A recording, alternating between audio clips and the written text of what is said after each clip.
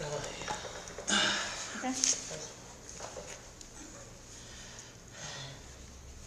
That's all I can tell you. How you doing? I'm alright. Let's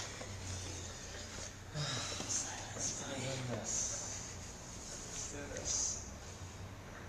أعوذ بالله من الشيطان الرجيم بسم الله الرحمن الرحيم الحمد لله رب العالمين والصلاة والسلام على محمد وعلى آله الصحابة والسلام. Okay. Can you just speak up a little bit? Right. Today I plan to talk about the story of the cow in the Qur'an and its themes. But firstly, I would point out that anything I say in this is my opinion.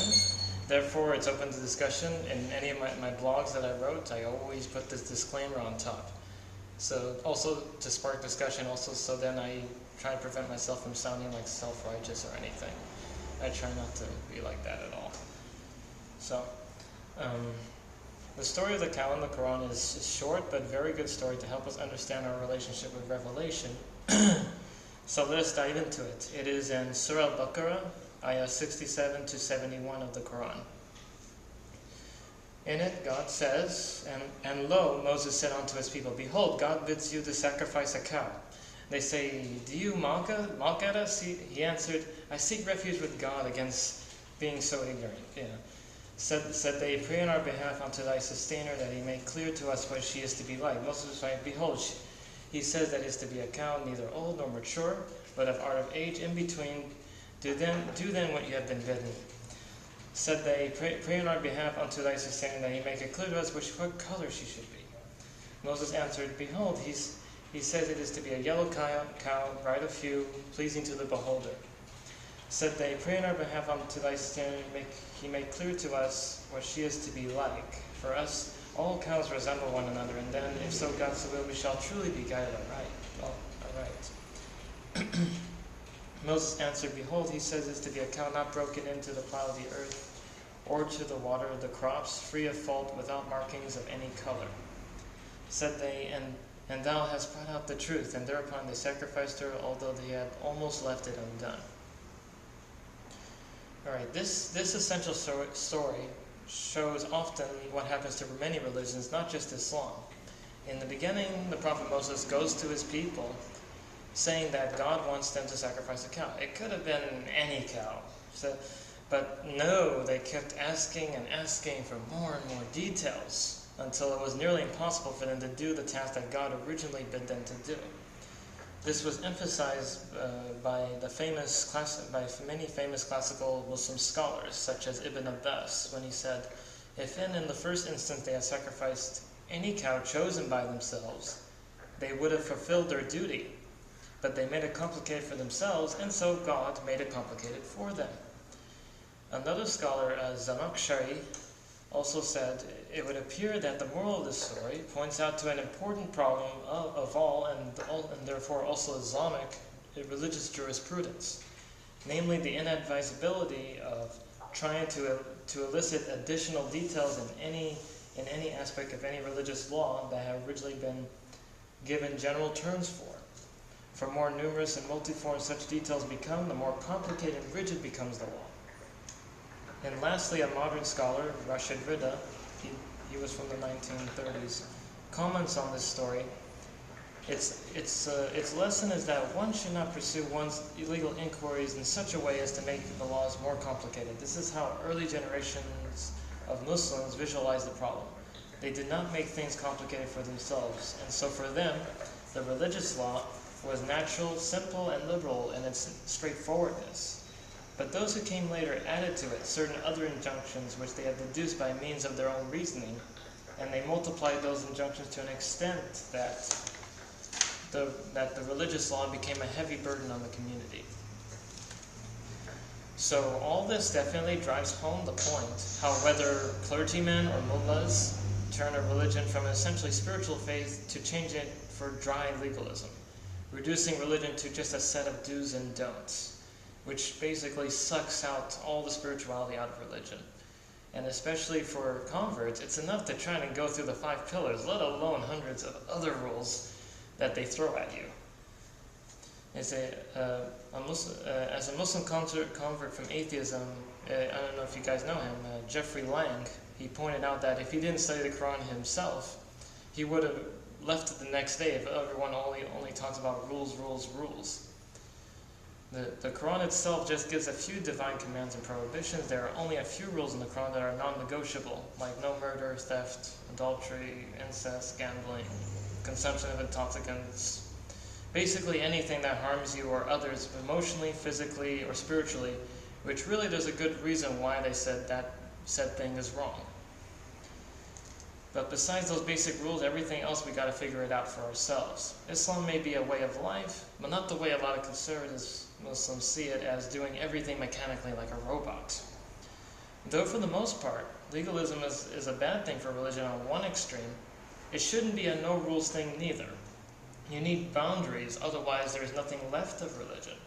As Khalid Abdul Fadl said, I'm paraphrasing what he said in a lecture, that life is like a pizza. Conservatives say that 90% of pizza is untouchable, the rest could be eaten. This one I added. Moderates might say 25% of the pizza is untouchable, the rest could be eaten. The liberals might say 10% of pizza is untouchable, the rest could be eaten. But essentially all three of these groups have some sort of boundary. So for most, so you must have some non-negotiables, but the Quran itself has only a few things that are non-negotiable. It's like saying if the majority of the US wants slavery back, they couldn't do that because it'll be declared unconstitutional.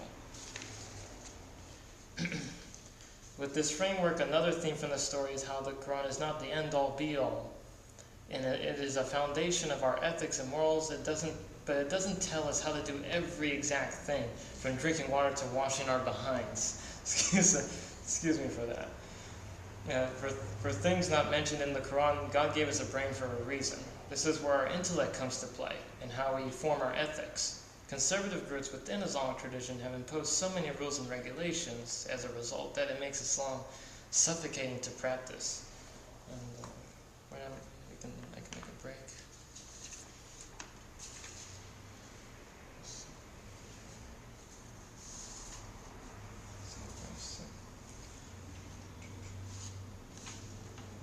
See, I was recite a verse in the Quran to make a break. Say, Kala Allahu Ta'ala, God the Most High said, Ma yu kalif Allahu nafsan illa wusaha. Sorry, my Arabic is horrible. He said, God does not make a soul responsible beyond what it can bear. And I want God to forgive me, forgive the community and the whole world, and that if I erred in any way, may the responsibility be on my shoulder, be on me. And I'll continue with this.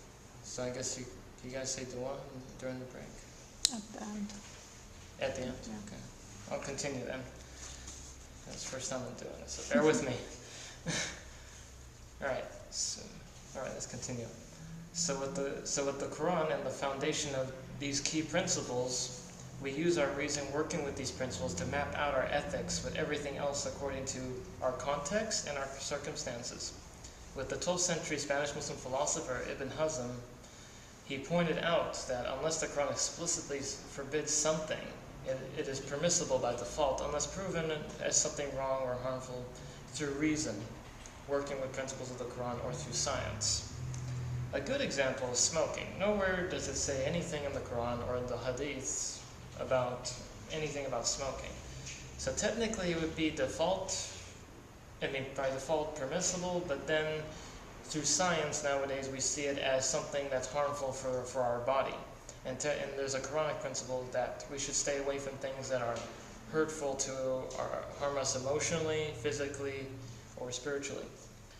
You cannot exactly call it haram because technically only God calls things haram, but you can reason say it is something undesirable, and that it's best someone not to smoke to avoid unnecessary harm to the body. As much as being angry is not sinful in itself, but it's best to avoid it since it is undesirable and can lead to greater harm. I cannot emphasize enough the use of reason and faith. It is extremely vital in helping us live an ethical and moral life. Reason and revelation are not opposites of each other. In fact, they are meant to work together and are complementary to each other.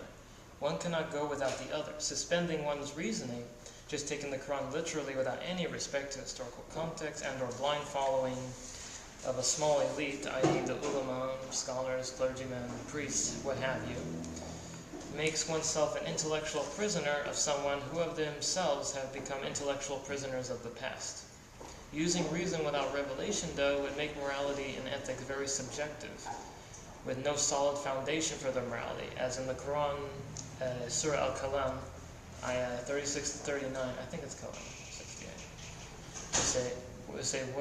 Where God says, "What is amiss with you? On what do you base your judgment of right and wrong? Or have you, perchance, a special divine writ which you study, and in which find that you may wish to find? Or you receive the solemn promise binding us till resurrection day, that yours will assuredly be whatever you judge to be rightfully due." This here is a quite powerful statement, as God in the Quran makes a point that without accountability to a supreme power, morality loses all meaning. It becomes subjective, and there's no base for a solid moral foundation without a supreme power involved. And so for someone to be successful and have attained inner peace in this life and the next, both the use of reason and revelation is needed. Revelation is the foundation of our house of ethics, and our reason helps us construct on top of it. As Muslims, we should use our intellect to work with revelation according to our context, while keeping the core values and the principles of the Quran intact. We all know there are a few things that will never change, such as belief in one God and that Muhammad, peace be upon him, is his prophet. The story of the cow from Surah Al-Baqarah is one of the big reasons why, personally, I take a liberal interpretation of the Quran, because it clearly shows how one is to approach one's faith in the case of a Muslim, not to overcomplicate the law. God makes it plain to us what is absolutely wrong, but He leaves it to us to figure out all the other issues from Revelation to Judgment Day. Though so far we have mixed results, but that's the thing about us being human. We are fallible, so many of us can cause ourselves hardship by living in overly restrictive lives, because they extend the law from a couple of simple rules to hundreds of rules. A rigid way of looking at religion would not last. What makes a religion great is that it's adaptable and flexible. Like in nature, animals adapt in order to avoid extinction. And with religion, it's the same thing. Why are there so many dead religions? It's because they are unable to adapt to the circumstances around them. The Puritans in Massachusetts, for example, didn't last long because their rules and regulations were simply too numerous and difficult to follow for long. It failed to adapt to the circumstances around it, and therefore it soon died out. As Muslims, it is best for all of us to keep our core principles and keep the rules general and simple to follow, which gives a person a lot more freedom to live a good life without overly restricting himself or herself. So I will end this talk. I hope you guys enjoyed it. I would love to hear your feedback, and I would like to end my talk with Surah Al-Asr, which I'm going to say in English because my Arabic is horrible, where it says, Bismillahirrahmanirrahim, "Consider the flight of time. Verily man is bound to lose himself, unless he be those who attain faith, do good works, and enjoin upon one another the keeping to truth, and enjoin upon one another in patience and adversity."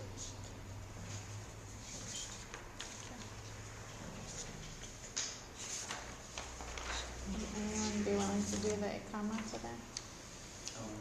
And, Do. Allah